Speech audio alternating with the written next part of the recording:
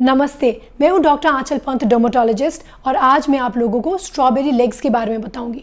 Strawberry legs से बहुत लोग परेशान रहते हैं, तो मैं इस वीडियो में बताऊंगी स्ट्रॉबेरी लेग्स होता क्या है, क्यों होता है, क्या चीज़ करनी चाहिए स्ट्रॉबेरी लेग्स को और ख़राब करने से रोकने के लिए, क्या क्या ट्रीटमेंट आप ले सकते हो, मैं आपको प्रोडक्ट्स के रिकमेंडेशंस भी बताऊंगी, और लेज़र हेयर रिडक्शन का इसमें क्या रोल है। तो ये सब के बारे में आज हम डिस्कस करेंगे, तो शुरू करते हैं। तो स्ट्रॉबेरी लेग्स होता क्या है? आपके लेग्स में बहुत सारे रेड या ब्लैक डॉट्स अगर हो और छूने में आपको लगे कि वो थोड़ा बम्पी हो, रेज्ड हो, तो इसको हम स्ट्रॉबेरी लेग्स बोलते हैं।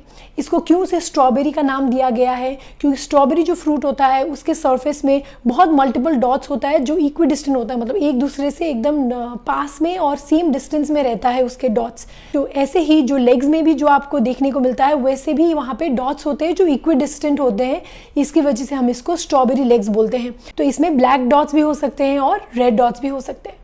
ये strawberry legs usually extensor aspect of legs जो कि आगे के हिस्से में ज़्यादा देखने को मिलता है, लेकिन आपके पूरे लेग्स में भी ये देखा जा सकता है और थाइज को भी ये अफेक्ट कर सकता है। तो स्ट्रॉबेरी लेग्स क्यों होता है? इसके दो कारण हैं। एक तो अगर ब्रोकन हेयर है या इनग्रोन हेयर है तो ये अगर रिपीटेड वैक्सिंग की वजह से और रिवर्स शेविंग की वजह से होता है। फिर होता है बम्पीनेस से अगर है तो इसके दो कारण है, फॉलिकुलाइटिस और केराटोसिस पाइलरिस। केराटोसिस पाइलरिस के ऊपर मेरा डिटेल वीडियो है, उसमें मैंने डिटेल में डिस्कस किया है कि क्यों होता है केराटोसिस पाइलरिस, इसको कैसे बेहतर कर सकते हैं, क्या क्या ट्रीटमेंट आप कर सकते हो केराटोसिस पाइलरिस को कम करने के लिए। तो वो वीडियो में ऊपर आई कार्ड में लिंक करूँगी, आप उस वीडियो को ज़रूर देखें।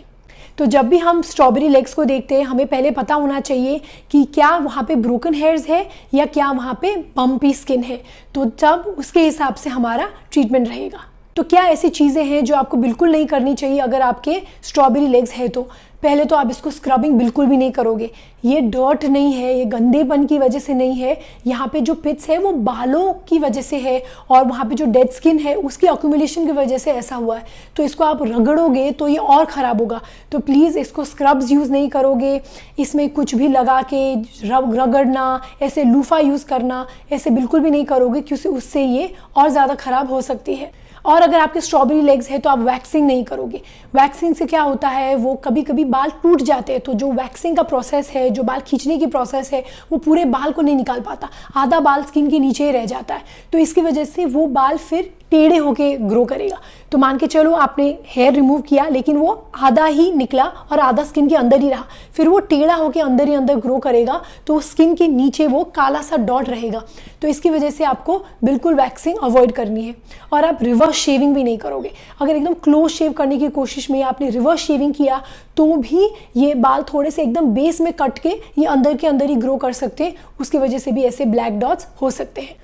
आप इसको स्क्रैच बिल्कुल भी नहीं करोगे। अगर आपको इसमें इचिंग हो रही है तो आप कुछ सूदिंग लोशंस लगाओगे लेकिन इसको स्क्रैच नहीं करोगे। स्क्रैचिंग भी एक टाइप का इंजरी होती है और वो फिर स्किन को हील करने में कोशिश करेगा, फिर वो काला दाग छोड़ के या और ज़्यादा बम्पी होके हील करेगा। तो इसीलिए इसको बिल्कुल स्क्रैच नहीं करोगे। यहाँ के बालों को आप प्लकिंग भी नहीं करोगे। बहुत लोगों को लगता है कि अगर छोटे छोटे काले दिख रहे हैं तो एक ट्वीज़र लेके प्लक किया जाए और वो फिर चला जाएगा। बिल्कुल भी नहीं। जब आप प्लक करोगे तो भी थोड़ा सा वो कट हो सकता है और स्किन के नीचे ही वो थोड़ा सा हिस्सा रह सकता है, उसकी वजह से भी ब्लैक डॉट्स रह सकते हैं और इनग्रोन हेयर और ख़राब दिखेगा।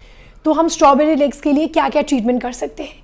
पहले तो है मॉइस्चराइज़र। एक अच्छा मॉइस्चराइज़र का यूज़ करना बहुत ज़रूरी है। अगर आपको केराटोसिस पाइलरिस है तो मॉइस्चराइज़र यूज़ करने से आपका जो खुरदरापन है, जो ड्राइनेस है और जो बम्पीनेस है वो भी काफ़ी हद तक कम होगा। तो मॉइस्चराइज़र का इस्तेमाल करना बहुत ज़रूरी है। ये मॉइस्चराइज़र आप दिन में 2 बार लगाओगे। नहाने के बाद जब थोड़ा सा पानी रहता है स्किन में, जब डैम्प होती है स्किन, तभी जाके आप लिबरल क्वान्टिटी ऑफ मॉइस्चराइज़र लगाओगे और रात को सोने से पहले भी आप एक बार मॉइस्चराइज़र लगाओगे।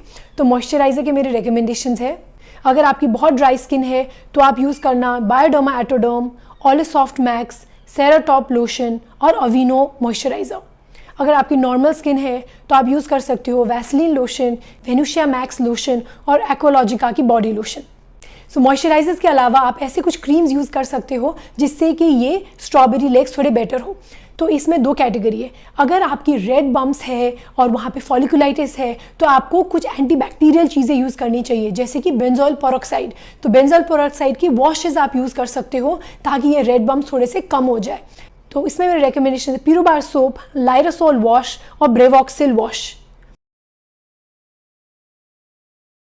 अगर आपके रेड बम्प्स है तो ये वॉश यूज़ करने के बाद आप कुछ सूदिंग लोशन यूज़ करना, जैसे कि वेनुशिया सॉफ्ट लोशन और सारना लोशन। अगर ये करने के बाद भी आपके रेड बम्प्स काफ़ी हद तक दिखते हैं और वो सिम्टोमेटिक है, मतलब कि आपको उसमें इचिंग है, इरिटेशन है, तो फिर आप प्लीज़ डर्मेटोलॉजिस्ट को कंसल्ट कीजिए, क्योंकि फिर आपको कोर्स ऑफ एंटीबायोटिक्स भी लेनी पड़ सकती है और कुछ प्रिस्क्रिप्शन बेस्ड एंटीबायोटिक ऑइंटमेंट्स भी यूज़ करना पड़ सकता है। तो दूसरा तो है, अगर आपके ब्लैक बम्प्स है या केराटोसिस पाइलैरिस है तो आप क्या क्या कर सकते हो। पहले तो अगर आपकी इनग्रोन हेयर है या केराटोसिस पाइलैरिस है तो आपको जेंटल एक्सफोलिएशन करनी पड़ेगी, ताकि ये जो खुरदरापन है वो थोड़ा कम हो जाए। तो जेंटल एक्सफोलिएशन करने के लिए आप यूज़ कर सकते हो सैलिसिलिक एसिड बेस्ड लोशन या lactic acid based lotion. Salicylic acid आपके स्किन को उतारेगा और जेंटल एक्सफोलिएट करेगा, ताकि वहाँ पे जो भी डेड स्किन बिल्डअप है वो कम हो जाए और जो भी खुरदरापन है और जो कालापन है वो भी कम होता है। लैक्टिक एसिड भी जेंटली एक्सफोलिएट करता है और साइड बाय साइड मॉइस्चराइज भी करता है, तो इससे भी आपकी जो भी टेक्सचर है, जो भी बम्पीनेस है वो कम होगा। तो ये दोनों चीज़ों के लिए मेरे रिकमेंडेशंस है salicylic acid lotion such as Salizap lotion, Aconid lotion. Lactic acid के लिए बी बॉडी वाइज का लैक्टिक एसिड लोशन और विश केयर का AHA BHA बॉडी लोशन। तो मॉइस्चराइजर और लोशंस के अलावा आप क्या कर सकते हो। तीसरा ऑप्शन है laser hair reduction. Laser hair reduction ऐसे केसेस में जिनमें स्ट्रॉबेरी लेग्स है, केराटोसिस पाइलैरिस है, उसमें काफ़ी सुधार लाएगा। तो जो भी इनग्रोन हेयर है अगर आपका, तो उसमें जब आप लेज़र हेयर रिडक्शन करोगे तो आपका ब्लैक डॉट्स और बम्पीनेस बहुत हद तक बेटर हो जाएगी, क्योंकि इसके बाद आपको वैक्सिंग की ज़रूरत भी नहीं पड़ेगी और आपकी स्किन ऐसे ही स्मूथ लगने लगेगी और विद टाइम जो डार्क स्पॉट्स है वो भी काफ़ी हद तक लाइट हो जाएगी। अगर आपकी केराटोसिस पाइलैरिस है तो उसमें जो आपका बम्पीनेस है वो कम होगी, लेकिन लेज़र हेयर रिडक्शन से जो रेड स्पॉट्स है वो नहीं जाएगी, वो धीरे धीरे टाइम के साथ खुद से चली जाएगी। तो लेज़र हेयर रिडक्शन में थोड़ा इन्फॉर्मेशन देना चाहूँगी। Laser hair reduction usually diode laser से होता है हमारे स्किन टाइप में, वो हमारे स्किन टाइप से बेस्ट सूटेड रहता है और थोड़ा सा डार्कर स्किन टाइप में अगर बाल है तो वो भी बिना कुछ साइड इफेक्ट करे वो बालों को कम करता है। तो laser hair reduction usually once in a month लिया जाता है इसका सेशन, और इसके 6 to 8 सेशंस लेने पड़ते हैं। तो एक session once in a month 6 to 8 session, तो ये अच्छा सा 6 to 8 मंथ्स का आपका कमिटमेंट है। उसके बाद आप 2 to 3 मंथ्स में एक बार मेंटेनेंस सेशन ले सकते हो। याद रहे कि लेज़र हेयर रिडक्शन होता है, रिमूवल नहीं, तो एकदम फ्रेशली वैक्स स्किन के जैसा नहीं होगा, लेकिन वो 70-80%, कभी कभी 90% तक भी कम कर देता है बालों को, और जो बाल आएंगे वो बहुत पतले आएंगे और वो ज़्यादा दिखेंगे भी नहीं। तो शायद आपको इसको बाल को रिमूव करना पड़े 4 to 5 मंथ्स में एक बार। तो लेज़र हेयर रिडक्शन एक बहुत अच्छा ऑप्शन रहता है अगर आपको ऐसे स्ट्रॉबेरी स्किन की परेशानी है। तो याद रहे कि ऐसे स्ट्रॉबेरी स्किन में स्पेशली अगर आपकी इनग्रोन हेयर है तो उसमें इम्प्रूवमेंट दिखने में काफ़ी टाइम लगेगा और पेशेंस की भी ज़रूरत होती है। जब आप लेज़र हेयर रिडक्शन करोगे, फिर मॉइस्चराइज़र और लोशंस यूज़ करोगे, तो इसमें काफ़ी हद तक सुधार आएगा। मैं आशा करती हूँ आपको ये वीडियो अच्छा लगा और इससे कुछ सीखने को मिला।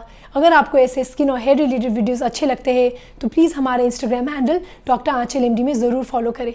मैं वहाँ पे रोज़ ऐसे स्किन और हेयर रिलेटेड वीडियोस पोस्ट करती हूँ। हमारा वीडियो देखने के लिए शुक्रिया।